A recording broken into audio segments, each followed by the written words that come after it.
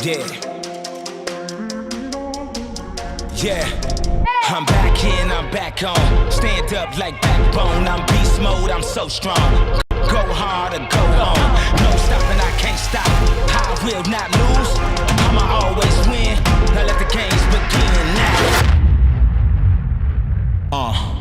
I'm never off my grind. I'm always on time. I'm ahead of the game, I'm first place. I'm in my prime. Hard work that pays off. I pay dues, I'm paid off. Cross me, get crossed off. I'm so fresh, I'm so raw. Go hard like A-Day. It's game time like game day. I ball hard and clutch play. It's game time like game day. Now let the games begin. Now let the games begin. Now let the games begin. I'ma always win. It's game time and I'm up one. Name something I ain't done. Name a body that's my type. Air Jordan, I'll take flight. I'm next level, I'm franchise. I'm top tier, I'm that guy. I'm the man of the year. I'm a man with no fear. I think like I'm a shark. The way I move so sharp. I go hard for the team. That's how I play my part. I'm solid like the foundation. I'm dedicated to greatness. I always knew I would win. Now let the games begin. Now I'm never off my grind. I'm always on time. I'm ahead of the game. I'm first place. I'm in my prime. Hard work that pays off. I pay dues. I'm paid off. Cross me, get crossed off. I'm so fresh. I'm so raw. Go hard like A-Day. It's game time like game day. I ball hard and clutch play. It's game time like game day. Now let the games begin. Now let the games begin. Now let the games begin. I'ma always win.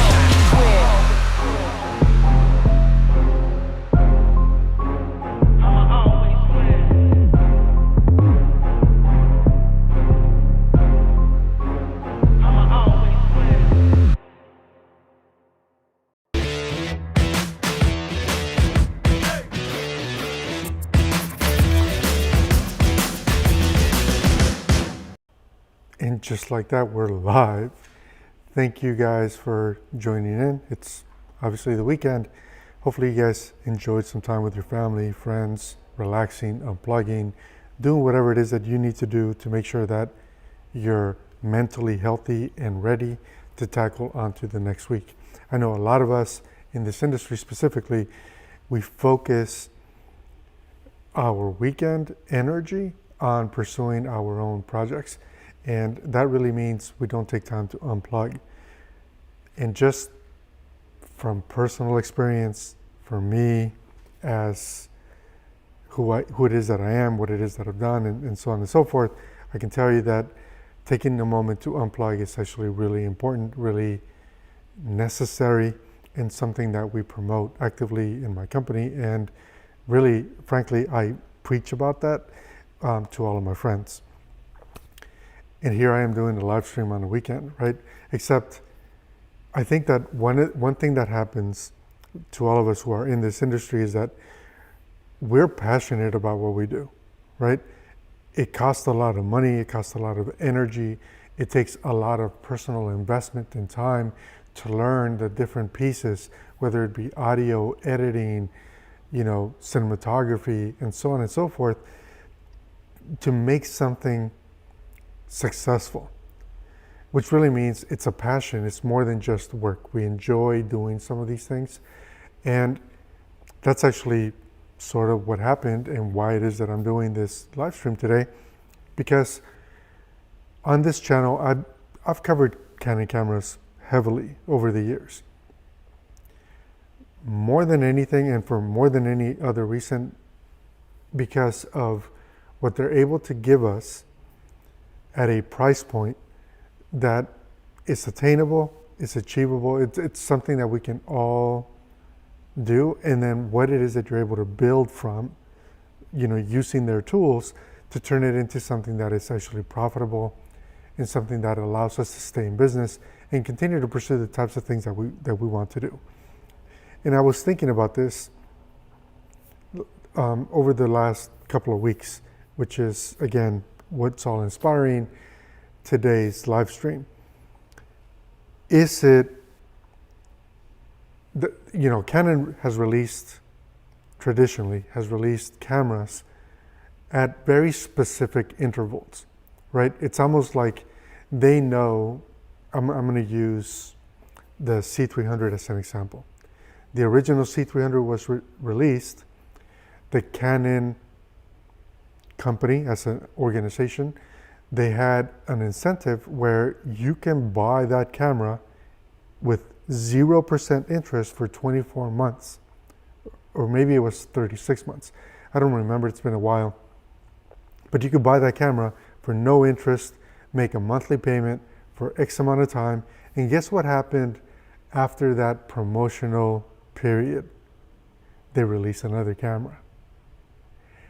And then, I fast forward to the C300 Mark II, and again, they had some incentive. I don't remember if it was 12 months or 24 months, or some sort of incentive where there was no interest. We normally don't buy cameras that way. We buy cameras, when we can afford them. But for those people, because I have a lot of friends who have taken advantage of the Canon promotion, whatever that might be, whether it be 12, 24, 36 months interest-free financing directly from Canon to buy their new product. And what happens is, right after you're like embedded into this payment plan, Canon releases another body. And sometimes that body makes you feel like, did I just screw up in buying? And let's fast forward to very recently, 2020, 2021.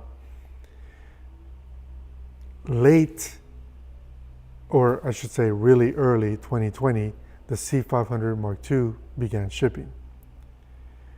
Shortly after that, the C300 Mark III began shipping. And then shortly after that, shortly as in less than a year after that, because in Sony time, this is normal. In Canon time, it's not normal. Canon normally waits 2 to 3 or sometimes more years before they drop another product. But in 2020, Canon shipped the C500 Mark II, the C300 Mark III, and the Canon C70. And to many people who purchased the C500 Mark II, I was one of them, when they dropped the C300 Mark III, and then all of a sudden you have all these capabilities with high frame rates and this DGO sensor, I began to get a little salty about it. Like, is Canon crippling my camera so that they can then sell some other camera to a whole other market? Or are they releasing cameras, and I haven't even talked about the R5 yet, or are they releasing cameras in a specific sequence so that here's sucker number one, buys a C500 Mark II, C300 Mark III gets released, and I'm like, well, do I need that or not? But then they leak or release a development release about the R5 that is 8K capable in a mirrorless body. And I'm like, oh, well, maybe I don't need a C300 Mark II or Mark III. Maybe I could hold out for the R5, and then they drop the 1DX Mark III. A beast of a camera, can record RAW, 0 overheating issues, in a body that we're all accustomed to, with C-Log 2, and so on and so forth. And very quickly, I'm like, what Canon is doing is Canon is toying with my emotions, because they really are deciding what they put in a body and in a release in a way that it makes me want to, actually not want to, it makes me have that FOMO, right? Fear of missing out. I have the C500 Mark II, which I took delivery in early January or mid-January 2020. And then there's a C300 Mark II, which fits also a lot of what it is that I do. Should I get that camera? And if I'm not ready to pull the trigger on a $10,000 camera, well, Canon's gonna make it easy for me because they released the 1DX Mark III. And if I'm not ready to spend 1DX Mark III money, don't sweat it. I'm gonna give you an 8K camera in the R5 that's even less expensive. What? And then we fast tracked to the end of the year and we got the Canon C70 that essentially is a C300 Mark II, right? Because it has the same sensor. It just can't capture in RAW. So if you don't need RAW workflow, that's really a better camera. It doesn't have the price point of the 1DX Mark III, but it has a lot of the capabilities of the C300 Mark III, but there's this focal reducer, a focal reducer that makes it effectively, at least on paper, compete against the C500 Mark II. And I haven't even began to touch any of the competition, right? The Blackmagic Pocket 6K camera, or now the 6K Pro camera, or the Red Komodo, which is a super popular camera for a lot of reasons. There are so many things that drop that it's like, is it really the Cripple hammer or is it the Canon, we're gonna conquer the entire universe, because they've already started leaking information about their new flagship mirrorless camera. And what I want to say to all of you is that here's someone who, with my relationships to people I know, you guys have heard me talk about Adam before. Adam Brennan, he runs a studio based out of,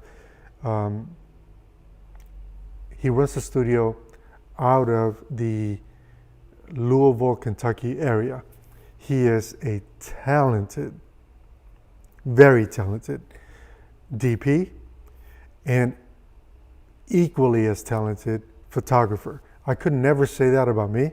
Like, I'm way more into the video and motion side of things, where this guy has knowledge in both areas that are just over the top. So I've had a chance to collaborate with Adam on commercial projects and such over the years. And the two of us, this is what happens when two filmmakers take a break.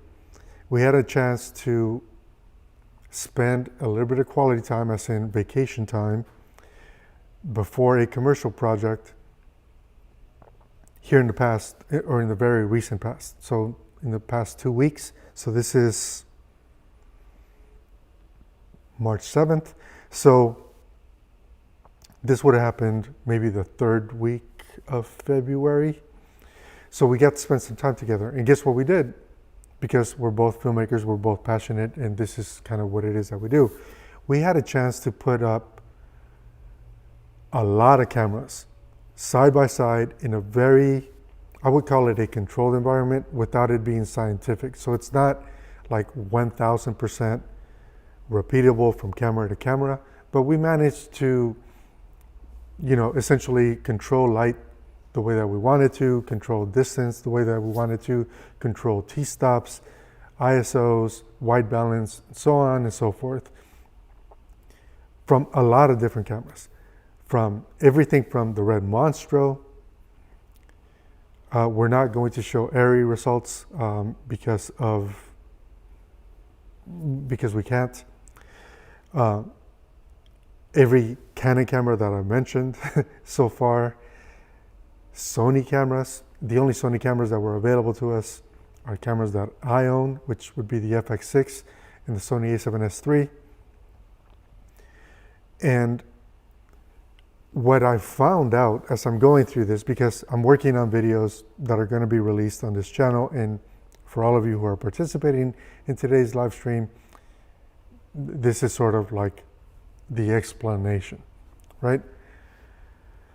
What I found out as I'm going through and I'm looking at how the 1DX Mark III versus the C500 Mark II versus the C300 Mark III or the red Monstro and so on and so forth compare is that even though on paper Canon makes us feel like they just released a better product, Canon is also being very, very transparent and honest with us when they say things like the C500 Mark II is a camera that sits above all the other cameras.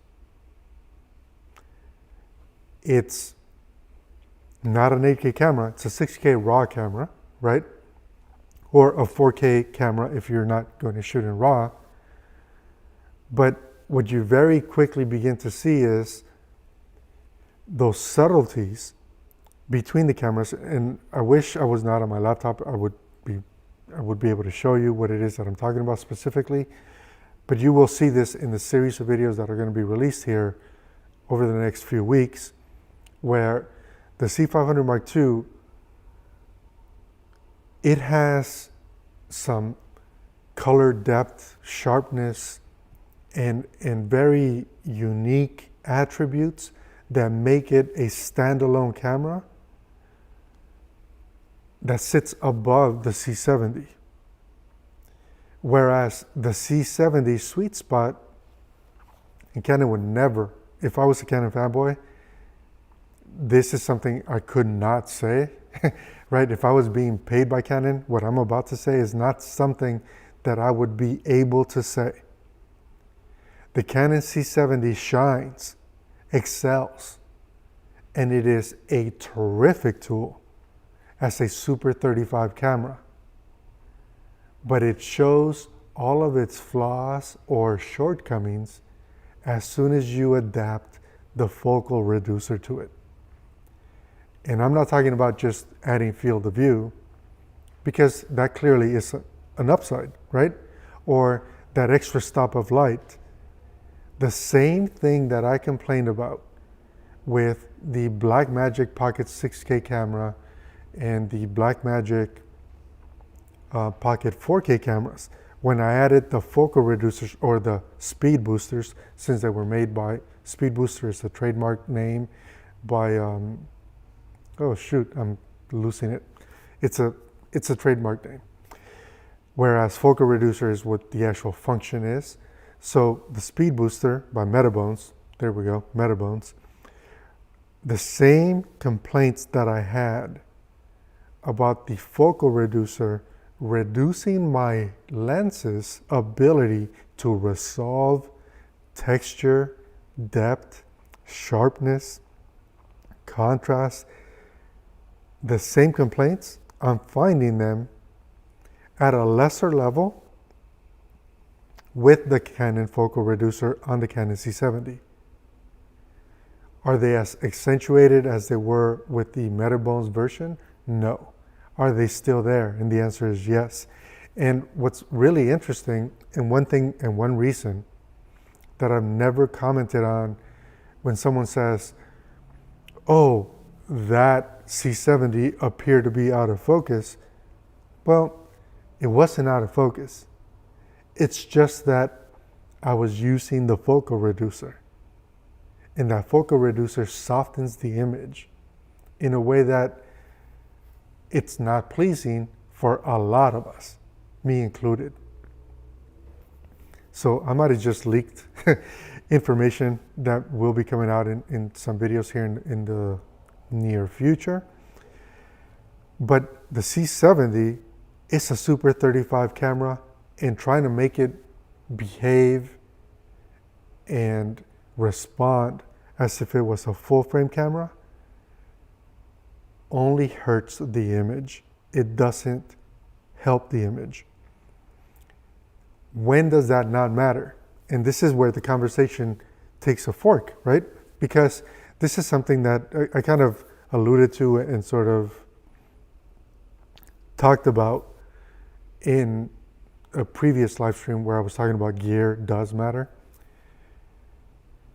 That softer image maybe matters less if the content is only going to live on Instagram, or it's only going to live on Facebook, or it's only going to live on a platform that is going to overly compress your image anyway. And that's really where I think for all of us who are in the industry, the conversation needs to shift. Because it isn't really about whether 8K is better than 6K or better than 5K.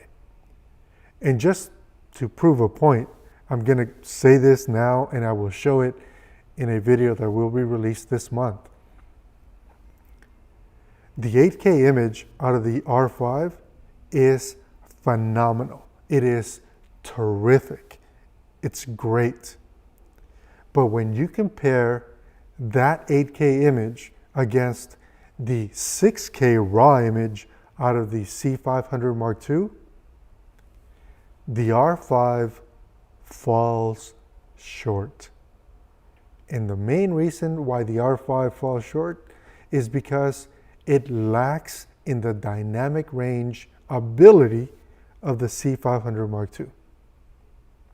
I will use a real world example and show you where I'm like indoors, kind of like I am right now, and there is some direct sunlight, and I can show you in the waveform the clipped highlights on the R5 that did not happen on the C500 Mark II, or that did not happen on the red Monstro. And maybe those clip highlights don't mean anything if our content is going to live on Facebook. That's the reality that we are all faced with now. That's what we are all working on, because I'm going to say 9.5 out of 10 times, every single project that I work on will also and likely be viewed more often on a social media platform versus a platform that can actually show the full dynamic range, the full resolution, and the full capabilities of the gear and equipment that I'm using to film that with. That's a little bit of a, I'm taking these off, it's a little bit of a hard pill to swallow, right? Because we've all spent money on gear. And this is one of the reasons why a camera like the Sony a7S III is not just relevant, but in many cases exceeds what it is that we need. And you guys have heard me say this on my channel before. The Sony EOS R, right, not the R5, the R, is capable of delivering to all social media platforms, and it will outperform what their compression is able to actually do. So then, do we really need to keep throwing money at the problem? Like throwing money at gear? That's really kind of the gut check that we should all go through and then decide, is it really the camera manufacturers? Are we really just chasing gear? Or do we need gear? And will that gear help us improve the way that we're telling stories for our clients in a way that allow us to make money? Because at the end of the day, if you're not independently wealthy, if you're not doing this just as a hobby, then your profitability, your ability to take care of your family, your household, yourself, and in many cases, for those of us that are self-employed, your retirement should matter more than which camera you picked up. Does that mean You can do it all on your cell phone? No. But it also means there is no rush to upgrade at the release or at the rate that the camera manufacturers are releasing gear. And that, hopefully, is what you all take away from today's live stream. Because it has nothing to do, like Canon's goals, Sony's goals, Red's goals, Nikon's goals, and so on and so forth, they're not your goals. They're not my goals. They care that we can afford to buy their gear. Beyond that, they're not contributing to our retirement. They're not contributing to our mortgage. They're not contributing to our livelihoods or anything else that has to do with our lives. Do they want to make tools that make them look better or compete better against their peers? In other words, does Canon want to come out with a camera that is going to be better than Sony's? Yeah, why not? Would Red do the same? Yes. Would Sony do the same? Absolutely. Does Sony care if we're able to put away an additional, or invest even, an additional $5,000 or $10,000 a year? Not really. Do they care if we're willing on dropping that extra cash for their gear? Absolutely.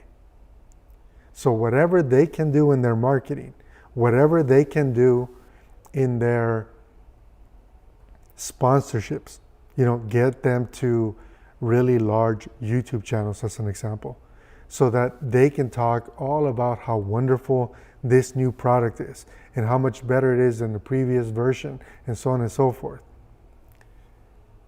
They will do.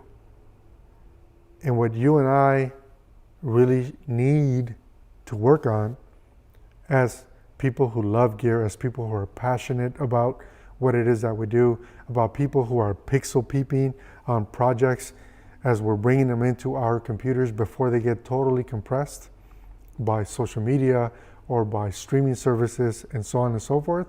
What we all need to do is we need to do what I would call a gut check and literally say, will our clients see a difference that merits the additional investment? And that's not to say if you're making millions and you're ready to upgrade, then that's awesome. If you need a tax write-off and this is the reason why you're buying new gear, that's also not a bad option. If, however, you are thinking, well, I'll just put it on my credit card and I'll pay it over 6 months, or I'll take out this Canon interest-free for 24 months or 12 months or whatever that is, and I'll pay it off over time, that's a mistake. And that's not something you're going to hear a lot of people say, at least not a lot of people that are running a business and trying to make it all work, not just today, but perpetually or into the future. And this is why I wanted to make today's video, because I think that it's really important.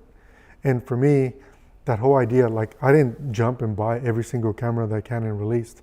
I bought the C500 Mark II because I wanted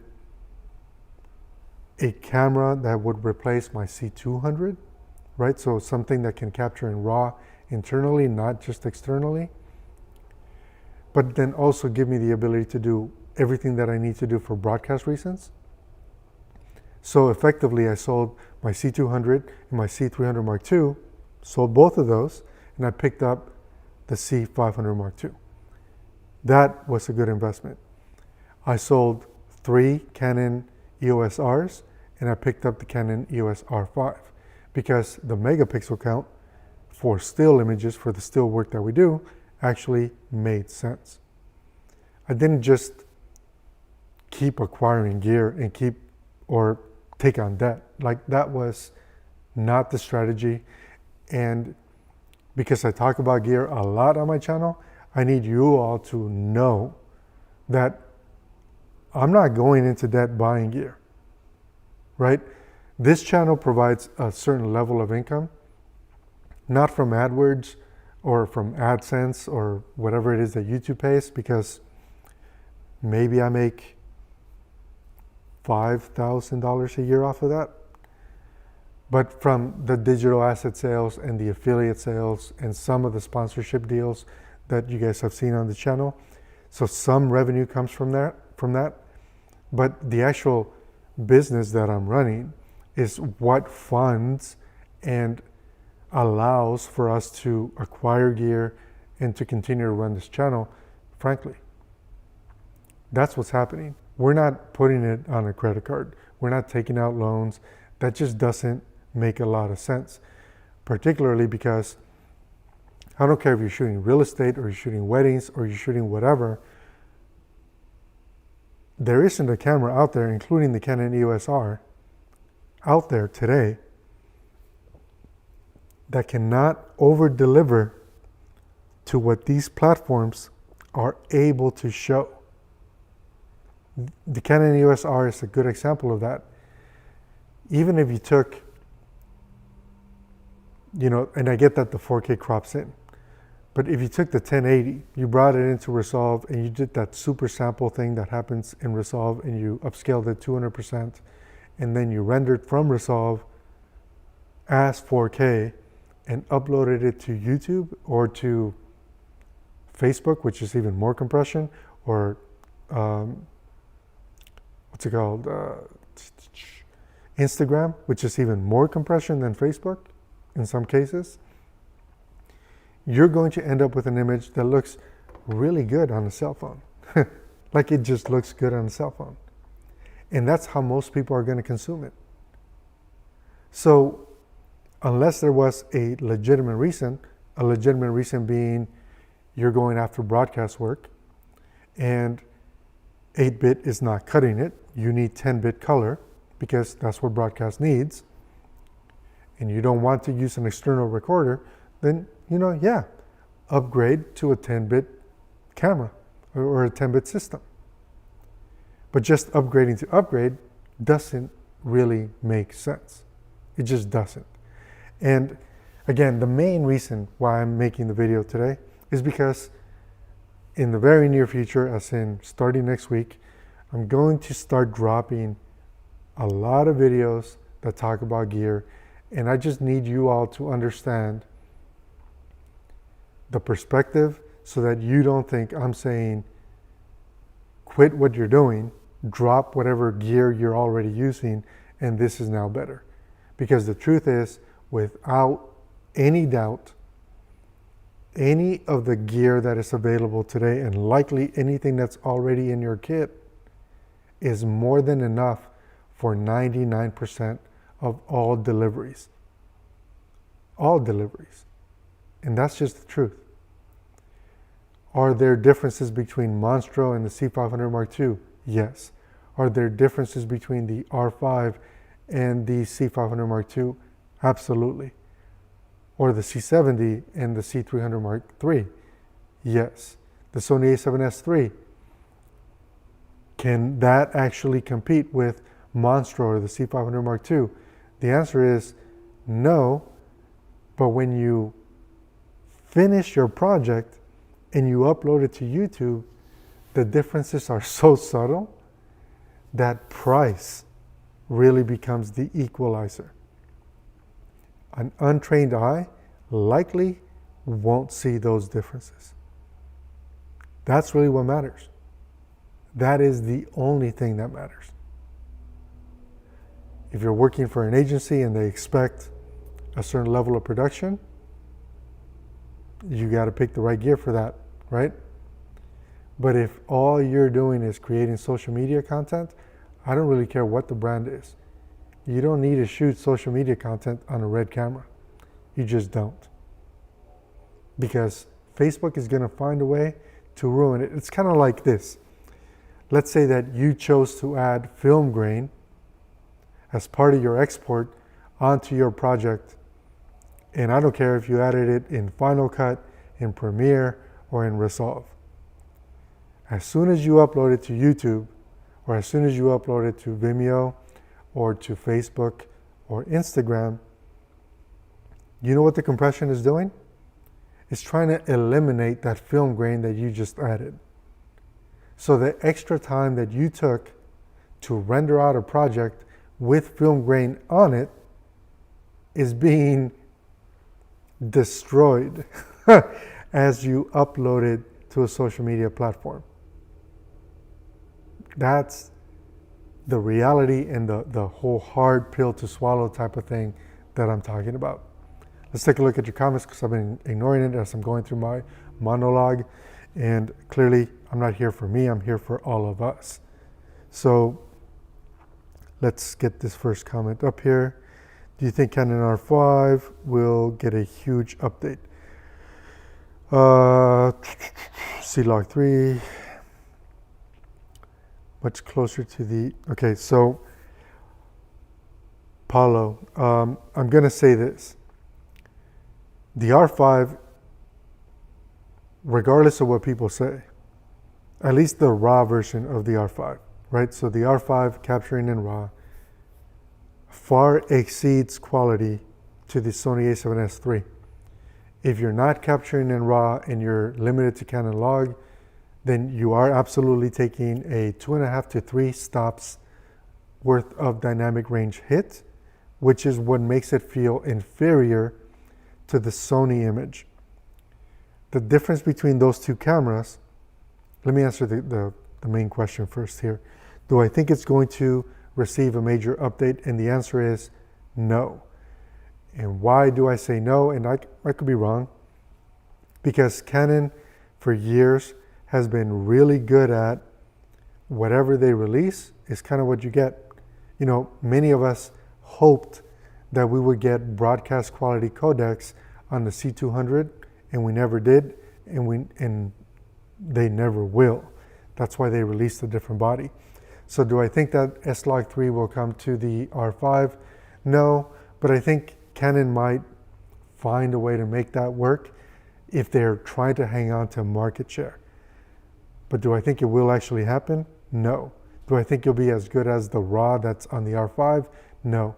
And again, going back to the main differences between the Sony a7S III and the R5 is that the R5, when you're capturing in RAW, actually it doesn't matter. In RAW or non-RAW capture formats, you have a thick file that allows you to dig deep into shadows, deep into midtones, and recover highlights, assuming you didn't clip highlights, to get more of that dynamic range or expand the highlight information in a way that gives you the feeling of highlight roll-off. You get that with the R5. On the Sony, the way you paint in camera is what you end up with. There is no expanding highlight information. There is no expanding midtone information. Can you make some subtle adjustments? Yes, but you are restricted, and part of it has to do with how much color information is being baked into that codec. Did I just say, and just to clarify, because I want to be crystal clear, do I think that the Sony image is inferior? And the answer is no. It just means that you need to know the gear, understand the gear, so that you're making intelligent decisions on set or as you're running and gunning, because those decisions are really baked in when you bring it into post-production. And I'm not talking about RAW, because at least for me at this point, the RAW workflow, in the way that the ProRes RAW workflow, I should say specifically, in the way that I would be willing on using it, which is Final Cut, it's not a worthwhile avenue or adventure. But the truth is, there isn't a camera out there, and I think I've shown it on at least a few times on this channel. Sony a7S III, it's a beast of a camera. It's not something you guys have heard me say a lot over the years, but what that camera is able to do in many ways outperforms the FX6. I wish they had built-in ND filters, and then life would be a lot easier. Other than that, I don't really have any gripes at all. So let me get to another comment here.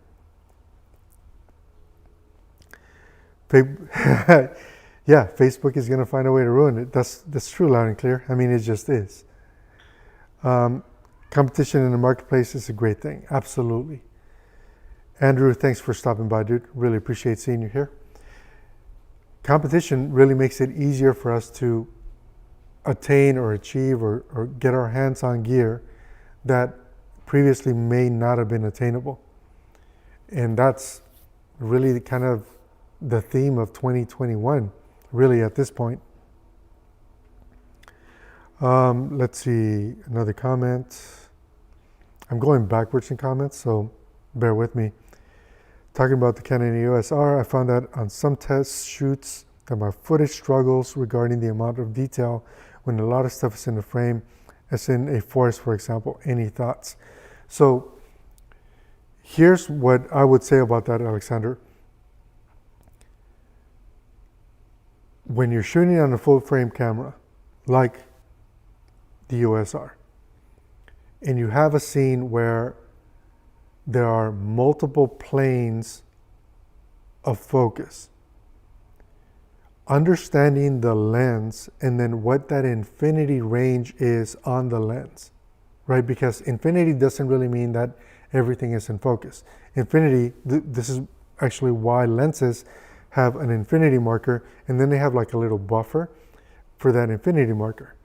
That really is telling you that there is more than just one set infinity range on that lens on what will and won't be in focus. And what you're really seeing is, and where we're at today in technology, is that the sensor is able to distinguish really shallow amounts of focus plane, even within the infinity levels. So the lens choices become even more important in many cases over which camera body we're choosing. Because there are lots of lenses that have a very nice sweet spot on what is sharp and what isn't. And then at any extreme, whether it be at the infinity side of the lens focal length or at the super shallow side, really close-up side of the focal length, where the lens will be soft. And that plays a huge role. And I think a lot of times, and it's happened to me, I've blamed the camera when in fact it was my lens choice that was the culprit or the fault in that project or that decision. So I would say consider what lens you're using and then see if you get similar results when you choose to use a better lens. Let's see here. So my C500 for a C70 C300 Mark III is now my A-cam. Super 35 is a sweet spot for a lot of reasons. And I think the price point makes a lot of sense. The C500 Mark, the original C500, I would have sold it and upgraded to that DGO sensor 10 out of 10 times too, simply because better noise performance, better dynamic range. If you're saying you sold the C500 Mark II to downgrade to a C70, that would not have been a choice I would have ever made. Can the C70 do a lot of the things that the C500 Mark II can? Yes. Can it do it at the same quality? The answer is no. And that's just from my pixel peeping time, I guess. Let's see, loud and clear. There's another older message that said, you've convinced me to shoot all my social media content on an Alexa, maybe within Monstro as a B cam. Obviously, loud and clear is being sarcastic because social media ruins your image. And honestly, if the content is going to live on social media, then I would take my pick of any of the mirrorless camera offerings that are out there today. Sony a7S III, great option. Canon EOS R5, great option. Canon EOS R, secondary option to the two that I mentioned before that. I wouldn't shoot it on a GoPro. It's just, that would be a mistake. And I wouldn't shoot it on my cell phone. That would also be a mistake. But a mirrorless camera, I think that that would be a really good option. Let's see here. Interest rates can kill you. Yeah, so I'm not going to go back any further because some of these comments are based off of what I was saying before. Let's see here. Rokinon lenses are nice for up-and-comers when you stop down. For me, the problem with Rokinon lenses is how unpredictable they are. Some can have huge amounts of chromatic aberration. Some can have a green tint shift. Some can have a magenta tint shift, depending on which batch you have. So that inability for the lenses to match is the main reason why I would say stay away from Rokinon lenses. And in fact, maybe use that money and buy yourself an f2.8 zoom. It's probably a better option. Sigma, really good option probably. Canon, good option. Same thing with Sony. I would rather go that route versus investing money on lenses that effectively you will outgrow. It's my 2 cents.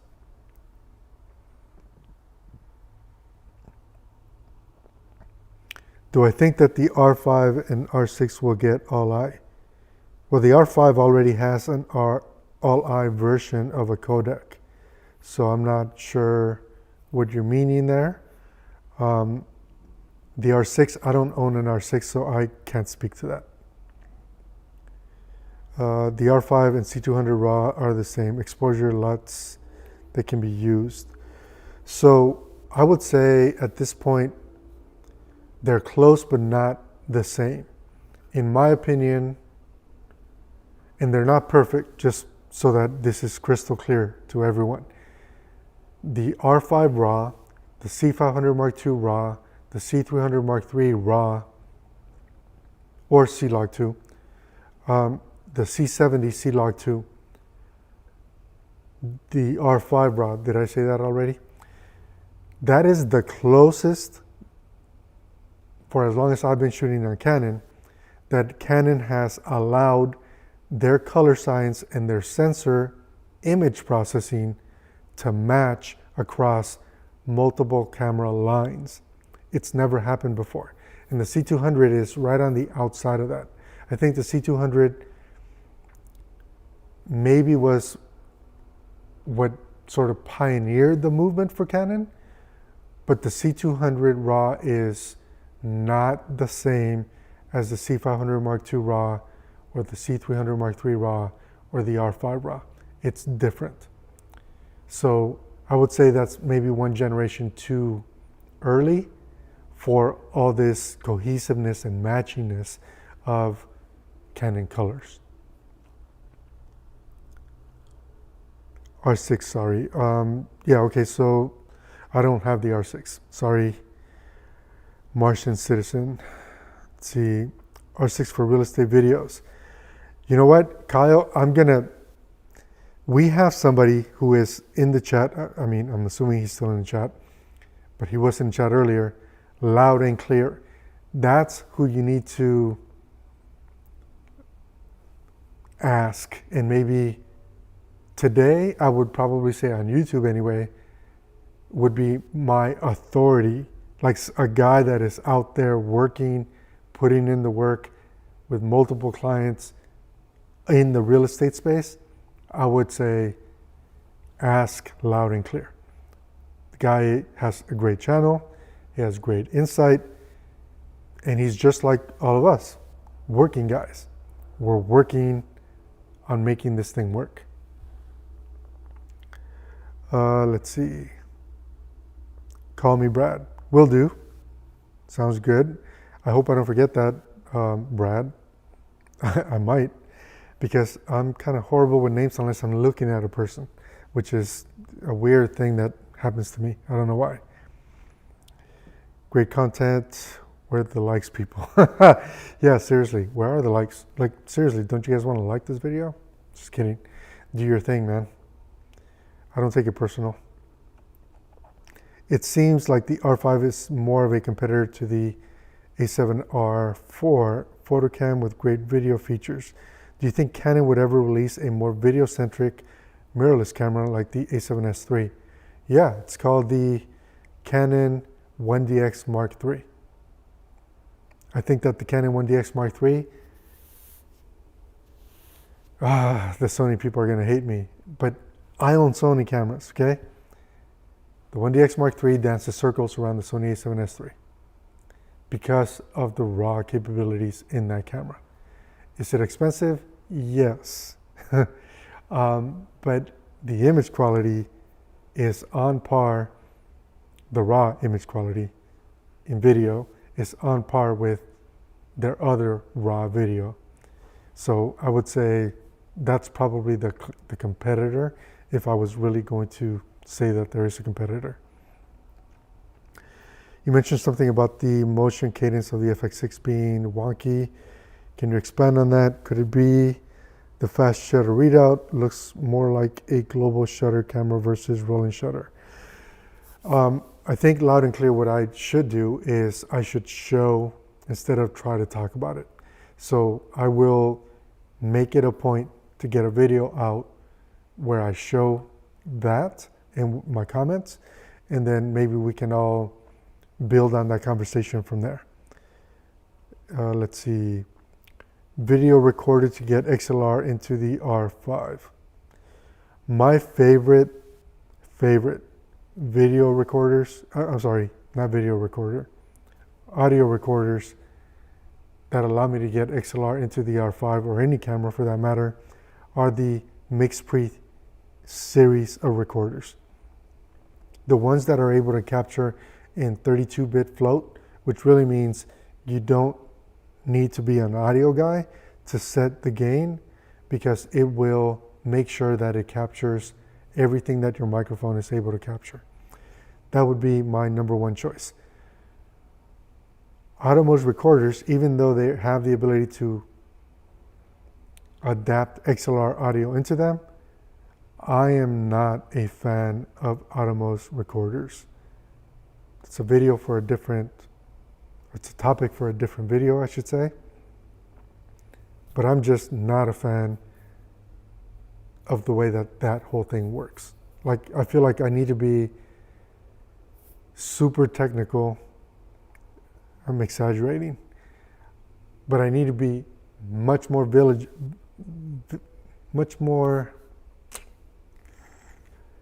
focused on what the video recorder is doing, in addition to what my camera is doing, and in addition to what is happening in the scene, which is the main reason why I'm not a fan of Atomos.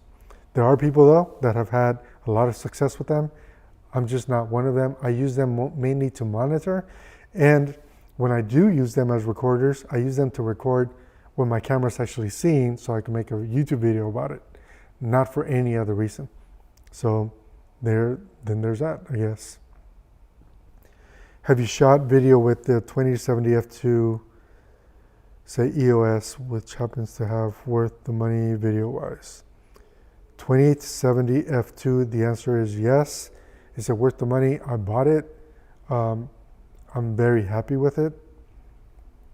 Do I think everybody needs it? It's a heavy lens, so just consider that. If you think you're going to put it on the gimbal, it's probably not the right lens for the gimbal.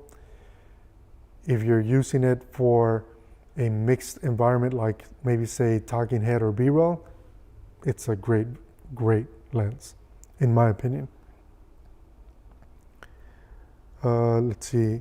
It's strange that the colorists of the Canon R5 and R are the same, but what have Canon done with the R6?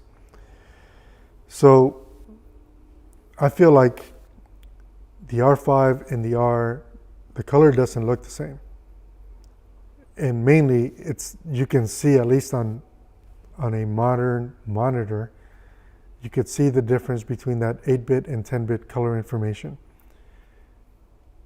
So to me, the R and the R5 don't match, and the log, C-Log 2, which is in RAW, on the R5 is like years ahead of the Canon EOS R in terms of depth and color information that digs deep into shadows and gradients and skin tones. So for what it's worth, that's my opinion.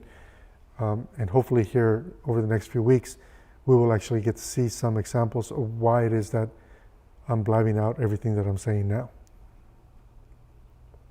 Thank you, Frosty. Really appreciate it, man. 32-bit float is incredible. Yeah, I feel like it just saves my ass all the time. Do you think that the next Pro Canon camera, the R1, get ProRes inside? The answer is no. I think that Canon is not going to pay the ProRes tax. And also, what you all should know, and I get that, I get how drawn we are to having ProRes in camera, right? But I can tell you from experience, from being a Red owner,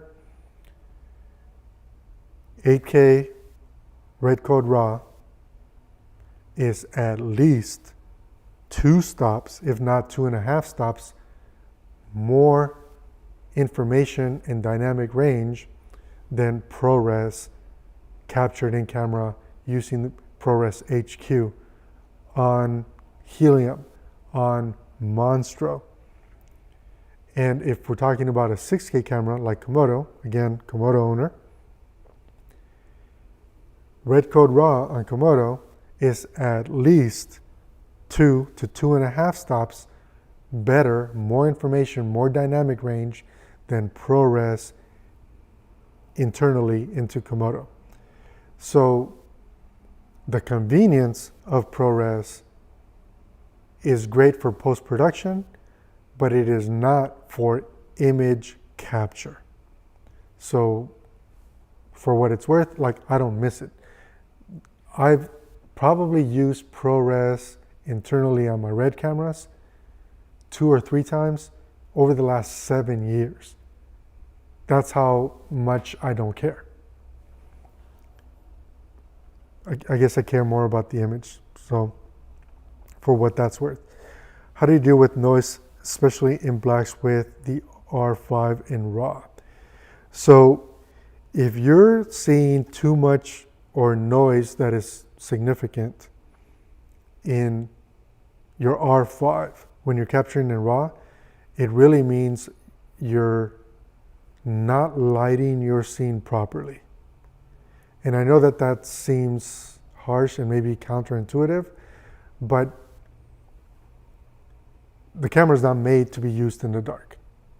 And RAW images do not add image processing. Like, they don't add sharpening, they don't add contrast, they don't add saturation, they don't add noise reduction. All things that happen when you're not capturing in RAW. So, and I say not capturing in RAW and not in a log profile, right? So that's really the difference. So if you're seeing noise in a dark section of your scene or your frame, and it's needed so that you could tell your story, then your gaffer or you, your inner gaffer, needs to understand that and then sort out how to light for those shadows. That's really the name of the game when you're shooting in RAW. That's true of an Arri camera, that's true of Red Monstro, that's true of any RAW format really. If the information in the dark areas is important, then you need to light for those dark areas and leverage your cinematography knowledge of light ratios to make sure that they still look like shadows, except they're not shadows filled with, you know, noise and weird things that are happening because the sensor can't sort out what's in there. Okay, It looks like I might have gone through the comments. Oh, there are a couple more here. Let's see. More than ProRes RAW. Okay, not sure what that was about, Vernon. I can expose RAW in R5 for C-Log 2 and 3, although it only has C-Log. Which IRE values for gray? So I have a video on this channel, which after this uploads, I'll link to it, on how to expose for C-Log. But if you're not capturing in RAW, then you need to know that your exposure value needs to be set for the original C-Log, not C-Log 2 or C-Log 3. And if you're capturing in RAW, then your exposure value needs to be set and calibrated for C-Log 2. If you do that, you're generally going to end up with a really rich, good overall image that doesn't have problems. Okay, what is Canon's equivalent to Sony's Sinotone? Canon's equivalent to Sony's S-Sinotone is the wide DR Rec 709 LUT. That's their equivalent. I think it does a really good job and a lot of people really like it. Okay, is C-Log 3 a big deal and how does it compare to S-Log and Sony RAW recordings? So C-Log 3 is not a profile that I like. I like C-Log 2. So is C-Log 3 a big deal? I think it's a big deal to a lot of people that want a very fast turnaround. So C-Log 3 makes it easier to expand the waveform, to add the right amount of contrast to the waveform in post-production because it gets you like 80% of the way there. So then you can decide, do I need more information in highlights or do I need more information in shadows? And you can shift the dynamic range in post-production very fast, very efficiently, very easily. That is also the same reason why I don't like C-Log 3. I like C-Log 2 because I want as much information as the sensor is able to give me so that I can then choose and allocate how much goes in the shadows, how much goes in the midtones, and how much goes in the highlights. That's the reason why I don't use C-Log 3. A lot of my friends that also work in like real estate or weddings, they like C-Log 3 because it's very, very fast and efficient in post-production. And there we go. I got through all the messages. We're right at about an hour. You guys have all been really awesome for hanging out with me. I appreciate you all. And hopefully what I said at the beginning of this video sticks with some of you, because if it doesn't, it could be painful. And really what I was saying is, in super simple terms, is do not go in debt to buy new gear, right? Don't put it on a credit card. Don't finance gear. Choose the gear that you need for the project that you're shooting. And if you're not shooting every single day or 4 to 5 times a week, then consider renting the gear. That's really all I got, guys. You guys have been awesome. Thanks for spending your weekend with me. And because this is a weekend wind down, cheers. And take care, and I will catch you guys in the next one. Peace.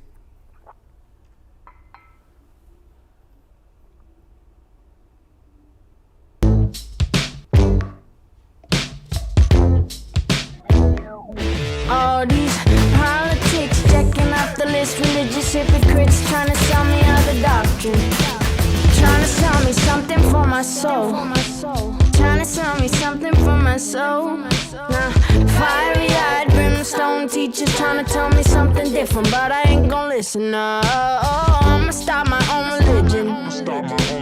I'ma start my own religion. I got roses going in my backyard. Every soul that's lost is a tear from God, and I'm hopeful